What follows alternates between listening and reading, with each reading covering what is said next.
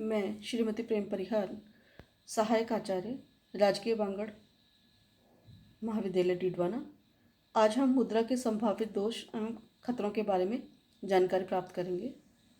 जहाँ एक और मुद्रा मानव जीवन के लिए अनुपम वरदान सिद्ध हुई है, वहीं दूसरी ओर इसके अनेक आर्थिक, राजनीतिक, सामाजिक और नैतिक बुराइयों के रूप में भी जन्म हुआ है, जिससे मानव जीवन का संकट में जीवन बन गया है। इसके अनेक बिंदु हैं, जिसमें हम पहला बिंदु अध्ययन करेंगे।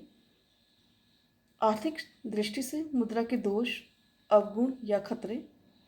सबसे पहला है आर्थिक असमानता।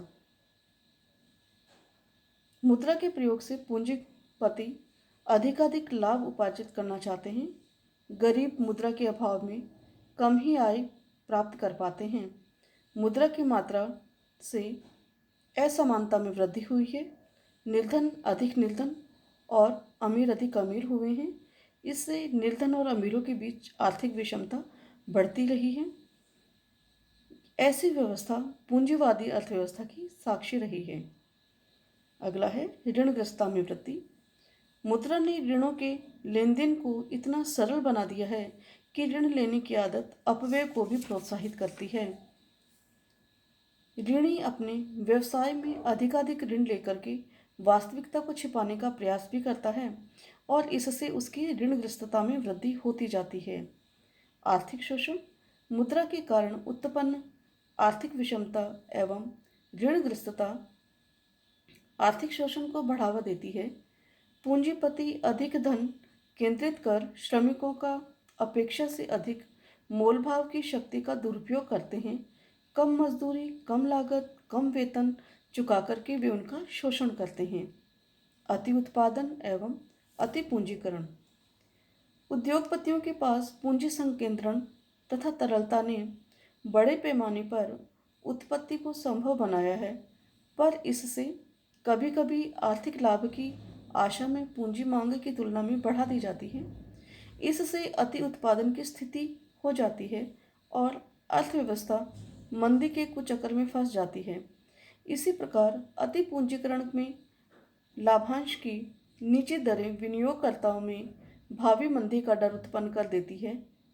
उपभोक्ताओं तथा उत्पादकों में अस्थिरता तथा अनिश्चितता की मनोविकृति समूची अर्थव्यवस्था में संकट का कारण बन जाती है।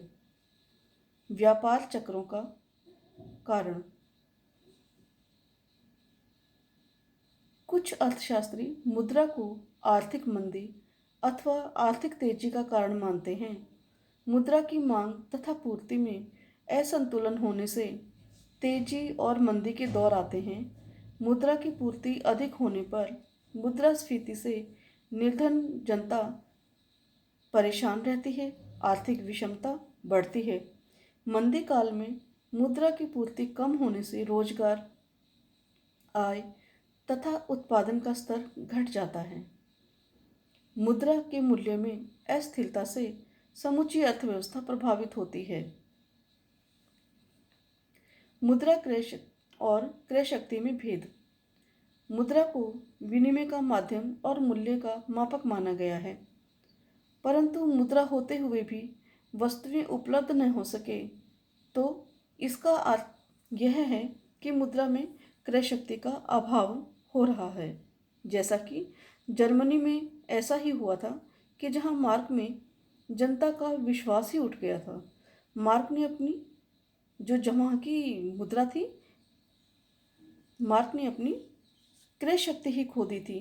इस कारण मुद्रा होते हुए भी अगर उसमें क्रय शक्ति नहीं है तो यह एक समस्या का कारण हो जाता है। पूंजीवाद का पोषक। मुद्रा पूंजीवाद का आधार है। मुद्रा के उपभोग ने शोषण, वर्ग संघर्ष को प्रेरणा दी है।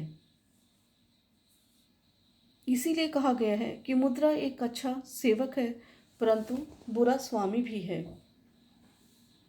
अगला है सामाजिक एवं नैतिक दृष्टि में मुद्रा के दोष, जिसमें पहला बिंदु है समाज में वर्ग संघर्ष। ये हम पहले भी अध्ययन कर चुके हैं। फिर भी मुद्रा में जब आर्थिक विषमता बढ़ती है तो गरीबी और अमीरी के बीच में खाई बढ़ती जाती है और इससे दोनों वर्गों में घृणा, संघर्ष, आतंक, भेदभाव बढ़ता है और इससे समाज में अशांति पैदा होती है। नैतिक दुर्गुणों का बढ़ावा देना।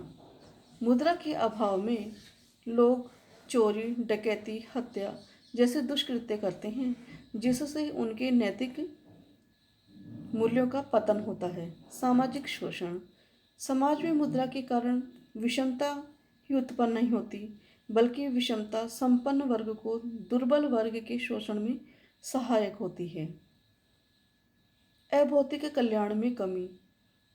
अभौतिक कल्याण में कमी से आशय हमारे जो भौतिक गुण हैं, अभौतिक गुण हैं, उन दोनों में परिवर्तन आ गया है। हम केवल संपन्नता को ही, भौतिकता को ही सुख का साधन मानने लगे हैं, जबकि हमारे अभौतिक गुण प्रेम, सदाचार, सद्भावना, मित्रता, विश्वास ये समाप्त होते जा रहे हैं और यह कारण भी मुद्रा ही बनी है। राजनीतिक दृष्टि से मुद्रा के दोष। राजनीतिक दृष्टि से पहले हम जिन मुद्रा के जो काम बताए थे, महत्व बताए थे, उसी के विपरीत इनके दोष भी हैं। दर बदल की प्रवृत्ति, सत्ता प्राप्त करने के लिए भ्रष्टाचार, धोखा, विश्वासघात, झूठ और मत खरीदना, विधायक खरीदना, ये सब काम मुद्रा के माध्यम से होते हैं, जो एक बड़े राजनीतिक पतन का कारण मानी जाती है।